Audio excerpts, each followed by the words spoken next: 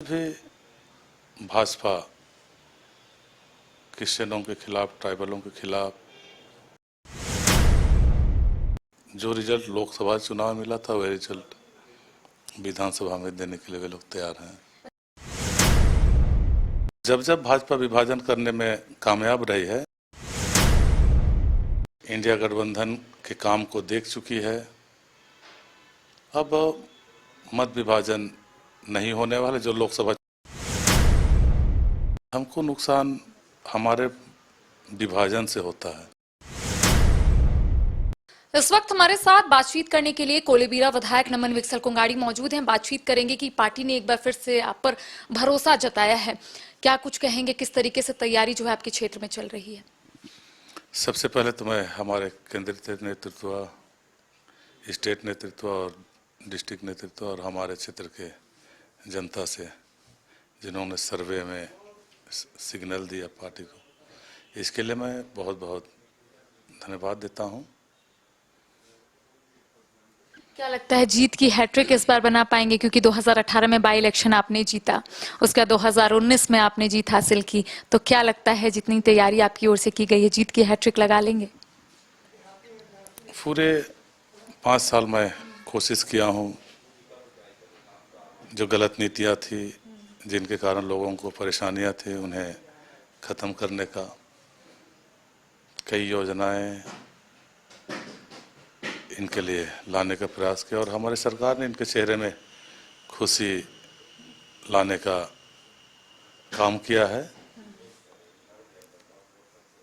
Hat trick लाना ये हमारे बस की बात नहीं, ये जनता के हाथ में है। हमारे हाथ में कुछ भी नहीं है, ये जनता तय करती है। और जिस तरह से जनता के लिए अवसर मिला और उन्हें संतुष्ट किया हूँ बहुत हद तक, जनता फिर से अवसर देगी, ऐसा उम्मीद है। अच्छा नमन जी, आपकी लड़ाई किससे है? बीजेपी से है या फिर झापा से है? क्योंकि इस बार एनोसिक्का के जो बेटे हैं संदेश एक का, वो भी इस बार चुनावी मैदान में उतरेंगे, तो आपको क्या लगता है आपकी लड़ाई बीजेपी से है या फिर झापा से है? क्योंकि पिछले बार अगर हम लोग आंकड़े देखें तो बीजेपी दूसरे नंबर पे थी। मैं बता दूं, हमारे खासकर मेरे विधानसभा में भाजपा ने बहुत पुराना ट्रेंड बना के रखा है और हमको नुकसान भाजपा से बहुत ज़्यादा नहीं है। हमको नुकसान हमारे विभाजन से होता है।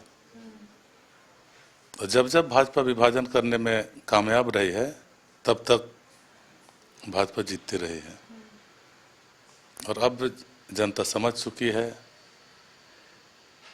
इंडिया गठबंधन के काम को देख चुकी है। अब मत विभाजन नहीं होने वाले, जो लोकसभा चुनाव में भी दिखा है। कौन कौन से मुद्दे के साथ इस बार जनता के बीच में जाएंगे आप? मुद्दा वही पुराना ही है, क्योंकि समस्याएं खत्म हुई नहीं है। आज भी जो मेरा विधानसभा है, क्रिश्चियन, ट्राइबल क्रिश्चियन बहुल विधानसभा है और आज भी भाजपा क्रिश्चियनों के खिलाफ, ट्राइबलों के खिलाफ साजिश रच रही है। डिलिस्टिंग के नाम पर, डेमोग्राफी के नाम पर, धर्म के नाम पर, भाषा, संस्कृति, खान पान के नाम पर हमेशा बांटती रही है। इस बात को वहाँ की जनता समझी है। जो रिजल्ट लोकसभा चुनाव में मिला था वह रिजल्ट विधानसभा में देने के लिए वे लोग तैयार हैं। अच्छा, एनोसिक्का लगातार दावा करते हुए नजर आते थे, आपने भी कई इंटरव्यू देखा होगा उनका यही कहना था कि अब तक कोलेबीरा में किसी ने हैट्रिक लगाया है तो वो एनोसिक्का है। उनका कहना है 5, 9 और 2014 उन्होंने जीत हासिल की थी, 3 बार जीत हासिल उन्होंने की है। तो क्या लगता है, और जिस तरीके से उन्होंने प्रतिक्रिया दी है, आप इसको किस रूप में ले रहे हैं? ये उनका अहंकार और घमंड है। नेता जीत हार तय नहीं करते हैं, इस बात को भी नहीं जानते शायद। हार जीत तय जनता करती है और जो अहंकार में डूबे होते हैं उनको जनता सबक देती है, जैसे नरेंद्र मोदी जी को दिया। 303 के बाद 400 पार की बात कर रहे थे, घमंड में चूर थे, बहुमत से बहुत नीचे 242 में लाके अटका दिया। ये जनता की ताकत है। नेताओं का अहंकार को जनता पसंद नहीं करती है, क्योंकि ये प्रजातांत्रिक देश है। जनता के द्वारा जनता के लिए सरकार बनती है। ये लोग जनता के द्वारा चुना हुआ सरकार को अपने निजी हित, निजी स्वार्थ के लिए इस्तेमाल करते हैं, जिसे अब जनता समझने लगी है। एक आखिरी सवाल रहेगा, क्योंकि आप हर एक मुद्दे को लेकर काफी अपनी बातों को जनता के बीच में रखने की कोशिश करते हैं। इस बार भी आपका कहना है कि कई मुद्दों के साथ आप जनता के बीच में जाएंगे। जनता की ओर से क्या कुछ रिएक्शन आ रहा है, क्योंकि लगातार आप क्षेत्रों का भ्रमण भी कर रहे हैं, उनकी ओर से क्या लग रहा है और आपको ऐसा क्या लगता है कि 5 सालों में आपने कौन सा ऐसा काम कर दिखाया जो वहां की जनता को चाहिए था? ये चुनाव बिक्शल कोनगाड़ी का नहीं है, कांग्रेस पार्टी का या इंडिया गठबंधन का चुनाव नहीं है। ये चुनाव जो पिछली सरकार के द्वारा जो संविधान को तार तार किया गया था, आदिवासियों के पहचान, संस्कृति, अस्तित्व, आजीविका से जुड़े हुए संसाधनों को जो छेड़छाड़ किया जा रहा था, और लोग भय और आतंक में थे।